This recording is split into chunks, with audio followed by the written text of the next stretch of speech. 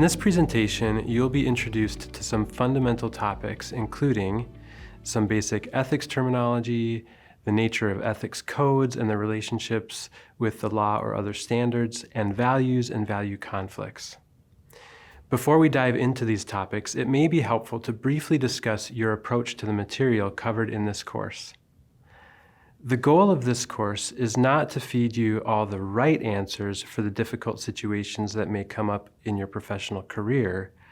You can measure success in this course and subsequently your success in becoming an ethical helping professional, not on your ability to identify the right answer, but in your ability to acknowledge the multiple possible right answers and to understand and appreciate the complexity of a true ethical dilemma. Secondly, it's sincerely hoped that through this course you will gain awareness of what professional landmines you might anticipate. In other words, the situations where it's especially difficult for professional helpers to avoid misconduct or unethical practice. For example, a helper may understand that it is always a best practice to document any correspondence made with clients, yet at the same time may have difficulty doing this when she or he is tired, dealing with personal issues, stressed out from having a large caseload, or dealing with other kinds of pressures at work. We don't practice in a vacuum, and many times what leads to unethical practice has more to do with what's going on around us than what we know is right. Finally, I encourage you as you engage with this material to understand that your own development as an ethical practitioner is a self-reflective process that requires a great deal of personal awareness, insight, and increasing clarity on what your values, priorities, and motivations are as a helping professional. Practicing ethically requires more than knowledge of facts and rules, but a strong sense of who you are and how you will uniquely approach issues like respect for clients and adherence to professional guidelines. I encourage you to give non-judgmental attention to your own reactions, attitudes, and opinions as you interact with the material. Having said that, let's introduce some basic terminology. A code of ethics is a set of principles pertaining to the practice of helping professionals that is typically maintained and governed by professional associations, such as the American Psychological Association, or APA, the American Counseling Association, or ACA, or the Association of Marriage and Family Therapists, or AAMFT. Counseling as a profession holds to one of the primary tenets of the Hippocratic Oath, namely to do no harm. Therefore, the primary purpose of a code of ethics is to safeguard the welfare of clients. Codes of ethics also generally serve several purposes. First, educating professionals of sound ethical practice. Second, being a source of professional accountability where if you're found to be in violation of the ethical code of a particular membership group, your membership may be suspended or revoked. And third, cultivating the very best practices in the profession. While professional associations write, maintain, and govern codes of ethics, licensing boards within each state also provide guidelines for helping professionals. As outlined in your class material, licensing boards serve the purpose of 1, determining standards for admission into the profession, 2, screening applicants applying for certification or licensure, 3, regulating the practice of psychotherapy for the public good, and 4, conducting disciplinary proceedings involving violations of standards of professional conduct as defined by law.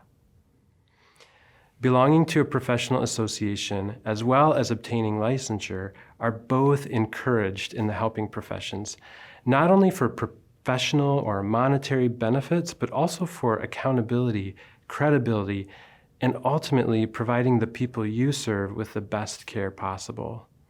Furthermore, it's through these organizations and licensing boards that helpers can engage in advocacy on a broader scale, contributing to positive change at more systemic and institutional levels in their local communities and society at large.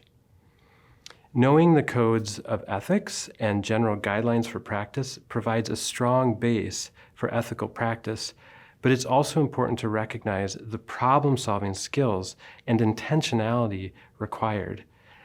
You will familiarize yourself with specific decision-making strategies because every helper must develop and learn to implement some kind of approach for handling ethical dilemmas. Helpers need to know how to use the codes of ethics or guidelines as tools to make sound ethical decisions, while at the same time recognizing those tools don't do the work without someone who knows how to use them. For example, owning a measuring tape doesn't make a person a qualified carpenter. A carpenter still needs to know how to use the measuring tape and how to most effectively achieve her or his desired end product using the measuring tape as a guide. In this way, ethical principles function as a tool to aid in the process of ethical decision-making. Counselors have to know both how to use the tool, the ethical principles, as well as how to engage in the process of making sound ethical decision using the tools they have. So what is the difference between codes of ethics and laws? Laws are those rules that apply to communities and societies at large and are usually made up of standards of minimally acceptable behavior. One of the differences between ethical principles and laws is that laws are not aspirational in the sense that they do not necessarily help us to understand best behavior or choices as much as minimally acceptable behavior and choices. In contrast, ethical principles can guide professional helpers who are striving for best practice in all situations, or working towards an aspirational or virtue ethic. Let's briefly touch on values. It wasn't long ago that helping professionals aspired to not impose their values on clients by taking a value-free approach. In recent years, however, while it's still important to professionals in the field to avoid imposing the values of the professional helper onto the client, it has been recognized that values cannot be divorced from each unique professional helper or the helping process.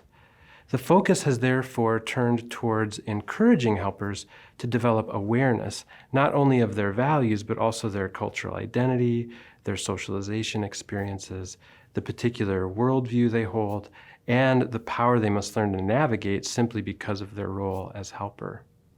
In this way, professional helpers are encouraged not to be value-free in order to avoid imposing values on clients, but to be value-aware. I hope this session has been helpful for you. As you read through the various codes of ethics, it may be a good idea to take note of common themes and overlap between codes. By noting those themes and familiarizing yourself with the overall spirit of the codes, you will find yourself more prepared to make wise choices with common issues that come up. You will know how to address issues proactively with your clients so that some problems can be avoided altogether, and you will find yourself ready to make the difficult and complicated decisions that sometimes need to be made.